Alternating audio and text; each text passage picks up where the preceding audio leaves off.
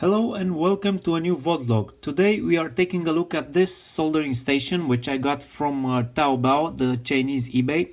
This unit is fully contained, power supply is built in, it works with T12 Hakko tips, and it has this nice 1.3 inch OLED display. You can also find a variant with a 0.96 inch OLED display, but the upgrade to the 1.3 inch I believe was just a couple of dollars, so the choice is well worth it. According to the product listing and the pictures, inside there should be an STM32 microcontroller, so that kind of opens the possibility for hacking this station. Because I believe there is open source soldering station firmware written for the STM32. Even if the hardware is different, one could still modify that firmware to make it work on this newer hardware. The price was $24 and that includes this fully assembled unit with a single T12 tip, a stand, and the shipping to China mainland. A friend of mine was kind enough to forward the package to me afterwards. I also got these three other tips at the cost of $2.7 a piece. Here is how they look. Not sure if these are genuine or not. I don't think the listing was telling anything on this subject, but so far at least the one that came installed on the handle behaves just fine. I am quite happy with the results, but more on this later. There is no information on the product page on Taobao about the specs of this unit, but I did manage to gather some info from using the product itself. So the working temperature is adjustable between 150 and 465 degrees Celsius. The internal power supply is 24 volts 4 amps. That's about 96 watts, but the T12 tips are rated for just 70 watts. I'm not sure if applying more power on the tip will shorten its life or not, but that's an interesting question to ask. I'm not sure if it's even possible. I'm guessing the heating element does have its own internal resistance, and I'm not sure it would allow more current to flow at 24 volts. There is automatic standby with adjustable standby temperature. You have the option of calibrating the temperature. There is a language option, Chinese and English, and there is a step size adjustment for the rotary encoder. Now a few words on the build quality. It's very nice, at least on the exterior so far it looks very nice. Anodized aluminum enclosure with a nice thick front panel. I think this front panel has been CNC'd. We have the input power socket on the back with a fuse and on-off switch, and on the front we have the handle connection plus the OLED and the rotary encoder, which is pushable. The handle construction is also nice, better than what I've seen before on my Gordak 936. The cable is very soft, it's a silicone type cable. It feels nice when working with this handle. Inside the handle they have some kind of tilt switch, and that is used to detect when you're not using the handle and it goes into standby, and in fact we can hear that. Not the most elegant solution, because yes, it usually detects just fine when the handle is placed on the stand with the tip pointing downwards and goes into standby after the preset time, but when picking it up it doesn't always detect unless you make some kind of weird motion to shake it and make that switch trigger. It would have been nicer to use a Hall effect switch, and I will look into this to see if I can replace that with a Hall switch. I know many of you would like to take a look inside, so let's take it apart. It looks like we have to remove 4 screws on the front and 4 on the back.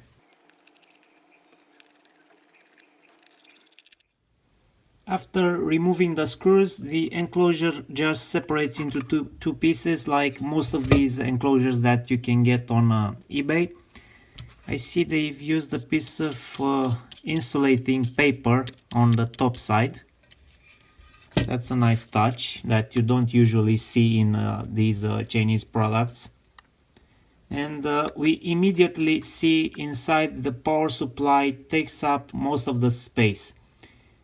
I can see they have used a heat shrink on the IC mains input socket.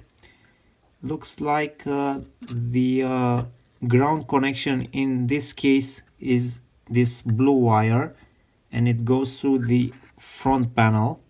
I'm not sure if it's electrically connected to the enclosure, but I think it is. Anyway, we'll check that with the multimeter.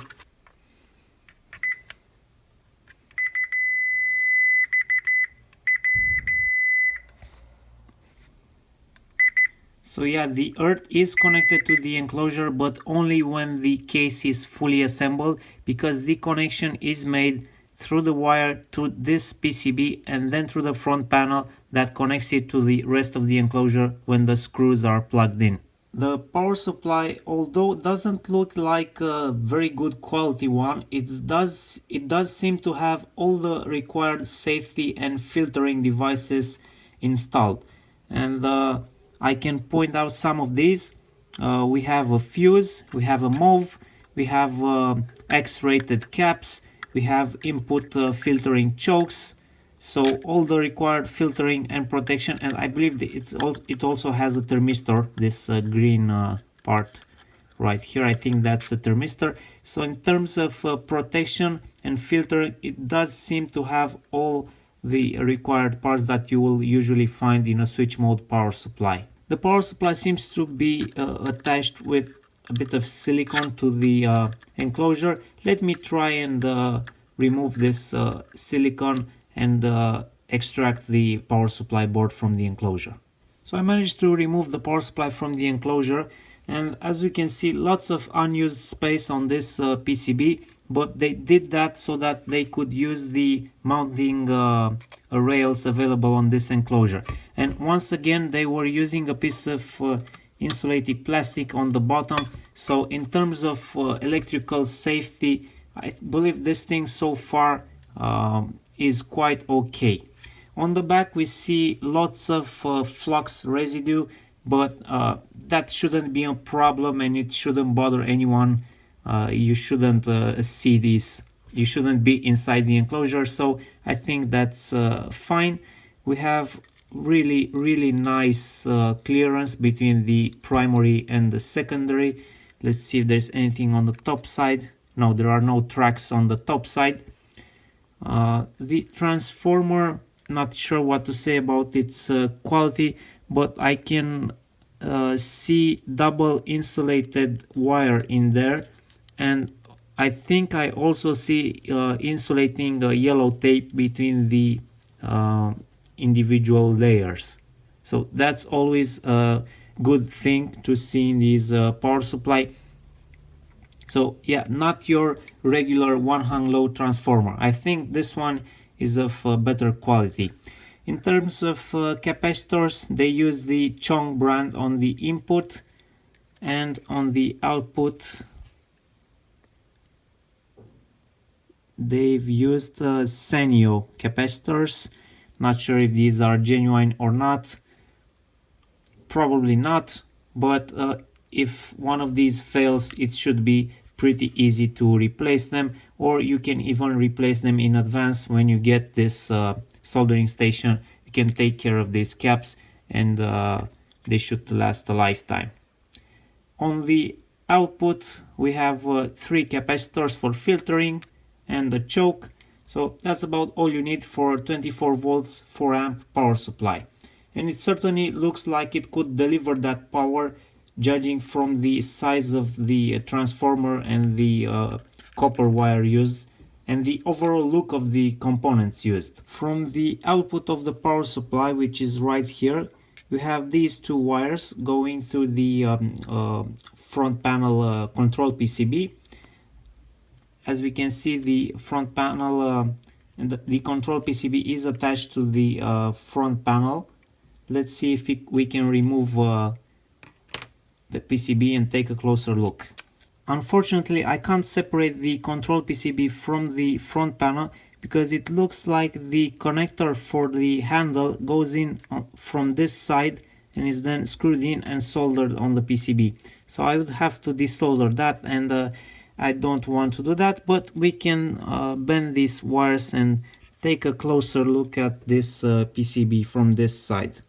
I have identified some of the components present on this PCB.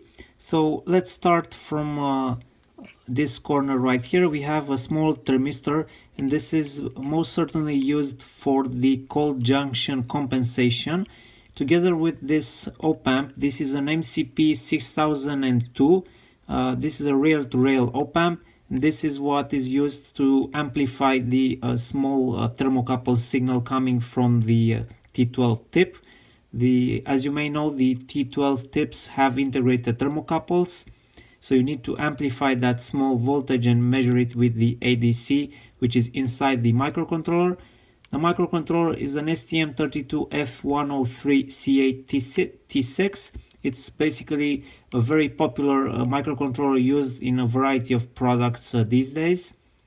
And in this corner we have a DC to DC converter. It's the MP1584. It's a 3 amp DC to DC step down converter, and I believe in this case is used to step down the 24 volts coming in on the boards to something like 5 volts, which is needed probably for the op-amp. And there is another 3.3 volt linear regulator which powers the microcontroller and the OLED. We also have a P-channel MOSFET right here in this corner, which is switching the 24 volts directly on the heating element on the handle. The MOSFET is a TPC8107, so as I said, a P-channel MOSFET.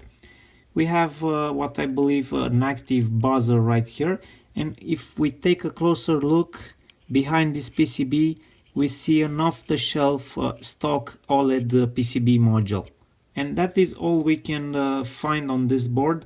As you can see, you don't need very much to do a soldering iron controller, but in this case, being based on this STM32 microcontroller, I think this is a very nice platform for hacking.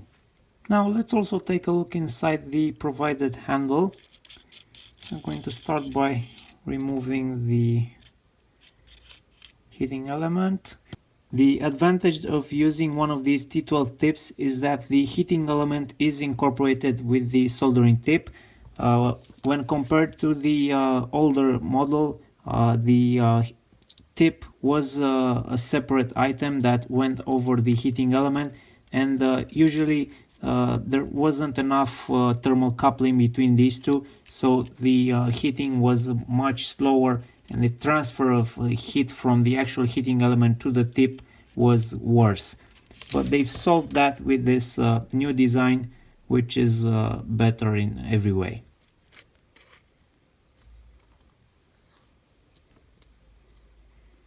And this is the construction of the PCB inside the handle.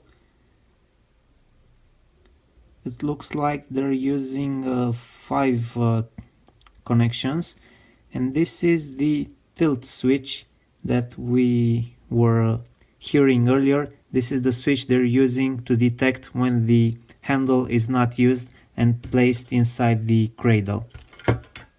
I've put everything back together, so let's turn on this soldering station and see how the display looks like. We see that DXC logo. The OLED is a blue color, but I believe you can also get it in the white version, although I think it wasn't in stock, or it was not available at the time when I purchased it. Myself, I would prefer the white OLED over this blue one. But anyway, in the middle we see in this slightly larger font size the actual temperature. Bottom left we see the set temperature. The next value is the standby temperature.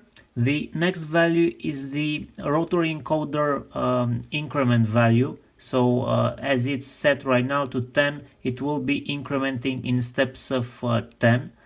And then we have the standby delay, which is 1 minute right now. That is the time the station waits before going into standby when it doesn't detect any movement on the handle. And on the top of the display we see the voltage of the power supply, which is around 24 volts, and a temperature in the upper right corner. I believe this is the onboard thermistor used for the cold junction compensation. So by pressing the rotary encoder, we can adjust these values on the bottom. Let's first change this increment value to 1. So right now I can adjust the temperature in steps of 1 degree, but that's too fine for the kind of work that I do. So I usually use an increment of 5, because working with increments of 5 degrees C is fine for me. So let's go up to 270 degrees.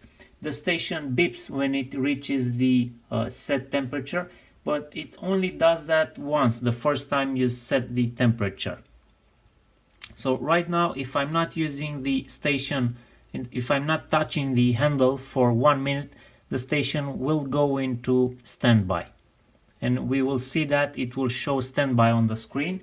And I believe it has 2 levels of standby. First, it goes into a standby and it's displaying standby on the screen. And then there is a second stage. I'm not sure if it's delay, but if you do not use the station for a longer period of time, it will go into a sort of screensaver mode where it will show the DXC logo on the screen.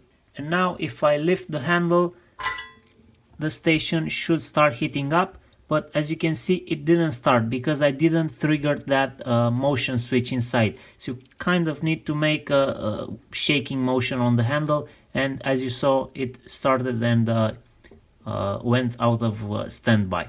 So that's the disadvantage of this type of motion switch. But of course this standby function is very useful, and it should prolong the life of your soldering iron tip, because most of the time when working on some projects you're just leaving the iron in standby, and only when you're doing the actual soldering, which is maybe 5-10% of the time you're working on that project, the station will be working and pushing power through the heating element. Let me also show you how to access the menu. So you need to keep the button pressed for about 2 seconds. And in here you can pretty much set everything you see on the front panel, and something extra, you can also set the language right here.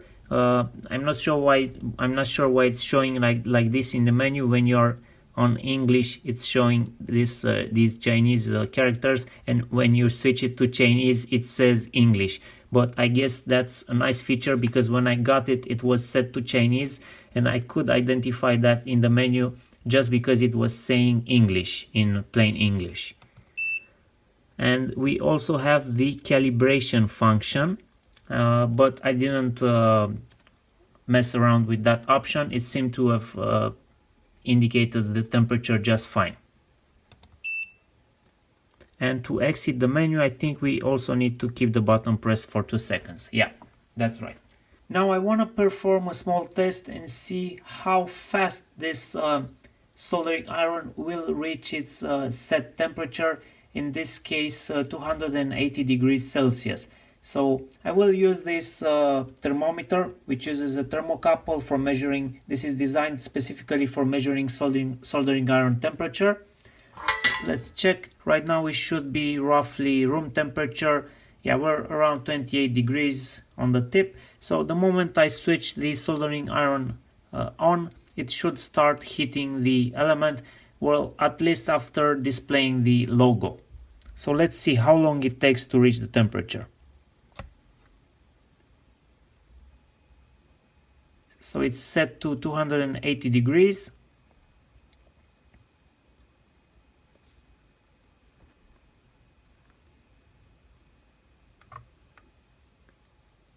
So it the display is showing it has already reached the temperature, but it takes just a bit longer to reach the temperature on the actual soldering iron tip. Going from sleep to set temperature should be faster because we are around 100 degrees Celsius. So let's start this and see how long it takes to reach 280 degrees Celsius.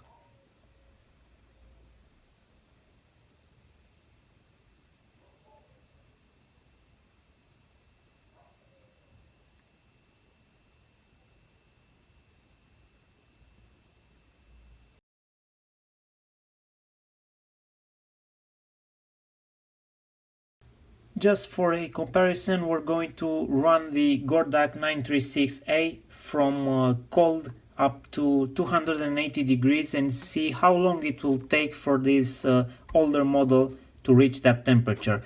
I have set the temperature to something like 400 degrees C, but we just want to see it reach 280 degrees Celsius.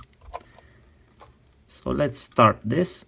It will take a while because I know I have been using this station for some years now, and I know it's a pain to get it to working temperature.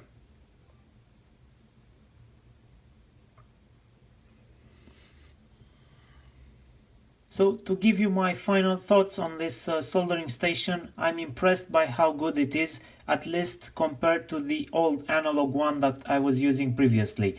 I don't have any modern JBC or Weller station to compare this, but from cold to 280 degrees Celsius in just 17 seconds certainly is much better than 53 seconds the time I was getting on the old station. Going from sleep at 100 degrees Celsius to 280 degrees Celsius took 22 seconds, and that seems strange. I would have expected that time to be even faster. The build quality is also nice. They haven't skimped on the safety aspects on the power supply, and overall I would say it's safe to use this mains powered equipment. The fact that it's based on the STM32 microcontroller makes it easy for hacking, and the whole circuit is quite simple and easy to reverse engineer. If you search, you will also find a similar controller board based on STC microcontroller. That one is probably running similar firmware, and when you consider all of this is offered at just $25, I definitely recommend you get yourself one of these if you can find it. Getting one from China might be difficult if you don't have a friend there. There is also the option of using an agent. I haven't tried that option myself, but I know there are these forwarding agents offering this kind of services to forward goods from Taobao or from all over China to overseas. You can also find this model on eBay, but they sell for about $110 with free shipping. I'm not sure if shipping is that expensive. I believe it costs about $30 to send 1 kilogram from China to Europe, and maybe even less to USA. I believe those sellers have a rather big profit margin considering the product is new on eBay and there aren't a lot of sellers offering it. A slightly different version seems to be available on AliExpress. It looks to have slightly different GUI and menu, and the PCB looks to be different. I think these are options worth exploring because a genuine Hakko station, at least for me, seems a bit expensive and lacking in features.